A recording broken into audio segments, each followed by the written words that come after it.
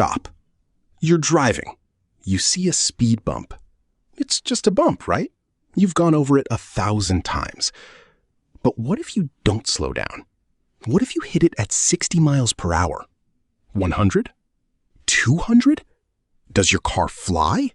Do you die? Or do you achieve the world's most pointless jump record? Over the next minutes, I'm taking you through the physics of the most dangerous bump in human history. Grab your coffee and buckle up, because this ride ends in the air. Before we destroy a car, let's define what we're dealing with. A standard speed bump is about 3 to 4 inches high. It's usually about 12 to 18 inches wide. They're designed to make you slow down to about 5 to 10 miles per hour. Why? Because at low speeds, your car's suspension can absorb the bump. The springs compress, the shocks dampen the motion. You feel a jolt, but nothing dramatic. At higher speeds, things change. Your suspension can't respond fast enough. The wheels hit the bump, and instead of absorbing the energy, the car's body gets launched upward. The key variable is speed, specifically how fast your car's suspension can react. Most suspensions have a natural frequency of about 1 to 2 hertz. That means they can compress and rebound once or twice per second. If you hit a bump faster than that, the suspension can't keep up. The car becomes a rigid projectile. And that's where things get interesting. But here's the first thing you need to understand. Your car isn't designed for this. The engineers who designed your suspension assumed you'd slow down. They assumed you'd be driving 5 miles per hour. They didn't account for a 100 mile per hour speed bump impact. So what actually happens when you hit a speed bump at speed? Let's find out. Let's start with the car itself. The car is moving forward at speed. It hits the bump.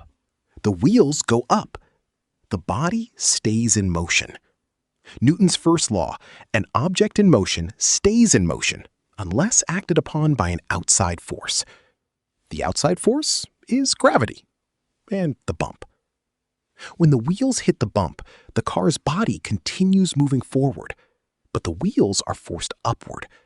The suspension compresses, but only so much.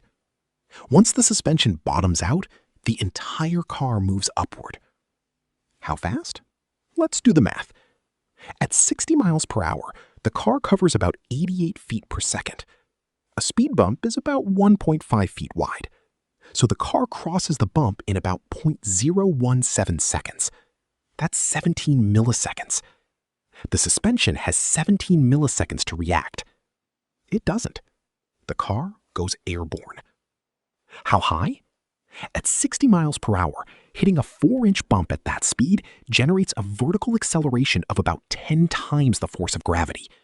The car launches upward at about 10 to 15 feet per second. That's enough to get the car about 3 to 5 feet off the ground.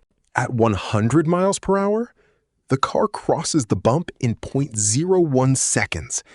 The vertical acceleration is about 30 times gravity. The car launches at 30 feet per second. That's 8 to 10 feet off the ground. At 200 miles per hour, forget about it. The car would disintegrate.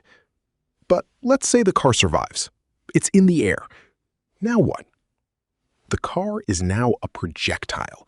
It's traveling forward at 60 miles per hour and upward at 10 feet per second. It follows a parabolic arc, a nice, gentle 3-foot-high jump. The wheels leave the ground. The suspension extends. The car settles back down. If you're a stunt driver, you might even land it. But what if you're not? Now, let's talk about the people inside the car. The car launches upward. You do not. Not immediately. You're sitting in a seat. The seatbelt is holding you, but the car is accelerating upward faster than gravity. For a moment, you're pressed into the seat. Not because you're being pushed down, because the seat is pushing up into you. It feels like you're getting heavier. At 10 times gravity, you'd weigh 1,500 pounds. Your spine would compress. Your organs would shift. You'd struggle to breathe. Then the car reaches its peak height. The acceleration stops. For a split second, you're weightless. The suspension is fully extended. The wheels are spinning in the air. Then, gravity takes over. The car falls. 3 feet, 5 feet. The wheels hit the ground. The suspension bottoms out. Again. Now, the real damage happens. The car hits the ground. At 60 miles per hour, the impact is equivalent to a crash from about 3 feet. That's like falling off a table. Unpleasant, but survivable. At 100 miles per hour, the impact is equivalent to a crash from 8 feet. That's like falling off a roof. Broken bones, whiplash, internal injuries. At 200 miles per hour, the car would be destroyed. The impact would be equivalent to a crash from 30 feet. That's like falling off a 3-story building. You'd be dead before you hit the ground. But we haven't talked about the most dangerous part. The steering wheel, the dashboard, the windshield. Without a seatbelt, you'd become a projectile. At 60 miles per hour, you'd fly forward at... Let's say you're driving a car that's been modified. Off-road suspension, heavy-duty shocks, large wheels. You're approaching a speed bump that's not 4 inches high, it's 12 inches high, a foot tall, a ramp, an actual ramp. What happens now? At 60 miles per hour, the car hits the ramp. The angle of the ramp is about 30 degrees. The car is launched upward at the same angle. The vertical velocity is about 30 feet per second. The car flies. Not 3 feet, 30 feet. That's 3 stories. The car is in the air for about 2 seconds. It travels forward about 300 feet during that time. This is a stunt jump, Evel Knievel territory. But Evel Knievel had a landing ramp. You don't. You're landing on flat pavement. At 30 feet per second vertical velocity, the impact force is about 20 times gravity. The suspension will not survive. The frame will bend, the tires will blow, the wheels will separate. Inside the car, you're experiencing 20 Gs of force. That's beyond the design limit of most seatbelts. That's beyond the design limit of most spines. Your vertebrae would compress. Your organs would shift. Your brain would slosh inside your skull, causing a concussion or worse. Let me put this in perspective. Fighter pilots black out at 9 Gs. You're experiencing 20. You'd be unconscious or worse. But what if you hit the ramp at 100 miles per hour? The vertical velocity is 50 feet per second. The car flies 80 feet in the air. That's an 8-story. Let's answer the question Randall Munroe explored in his book. What's the fastest you can hit a speed bump and live? We need to define live. Surviving the impact without permanent injury? Surviving with broken bones? Surviving long enough to reach a hospital? Let's be generous and say, survive the impact without dying instantly. That means the car stays intact enough to protect you.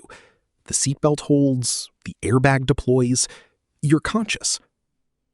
At 60 miles per hour, hitting a standard 4-inch bump, you're fine. The car might need an alignment, you might spill your coffee, but you'll live. At 80 miles per hour, you're feeling it. The car launches 5 feet in the air. The impact is jarring. You might break a wrist if you're holding the steering wheel wrong. You might get whiplash, but you'll probably live. At 100 miles per hour, you're pushing the limit. The car launches 8 feet. The suspension fails, the wheels might separate, you might be unconscious. But if the seatbelt holds and the airbag deploys, you might survive with severe injuries. At 120 miles per hour, you're dead. The car launches 12 feet. The impact force is 30 Gs. The car is destroyed. The passenger compartment collapses. You're crushed. This is the speed bump survival limit, 120 miles per hour. Beyond that, your odds drop to 0. But here's the thing. This assumes a perfect bump, a smooth ramp, a straight approach. In reality, speed bumps are not designed for this. They have sharp edges, they have irregular surfaces, they break apart. The car's tires can't grip, the car's suspension can't compensate. In reality, the limit is much lower. 80 miles per hour might be fatal if the bump is poorly maintained. 60 miles per hour might break your suspension. So the answer to what if you hit a speed bump at high speed is don't do it. Your car isn't designed for this. Your body isn't designed for this. The bump isn't designed for this. Nothing in this scenario is designed for this. But you asked, so I did the math. Now for the real lesson. Why do we have speed bumps in the first place? Not to destroy your car, to save lives. Speed bumps force drivers to slow down. In residential neighborhoods, near schools, in parking lots, they reduce speed to 5 to 10 miles per hour. At that speed, if you hit a pedestrian, they survive. At 20 miles per hour, a pedestrian has a 90% chance of survival. At 40 miles per hour, the chance drops to 10%. Speed bumps save lives. They are the unsung heroes of road safety. They annoy you. They damage your suspension if you ignore them. But they save lives. So the next time you see a speed bump, don't treat it as a challenge. Treat it as a reminder. Slow down. Be safe. Respect the bump. The physics of speed bumps is simple. Slow down, survive. Speed up, don't. So here's the verdict. If you hit a speed bump at 60 miles per hour, you'll fly. Your car will launch 3 to 5 feet in the air.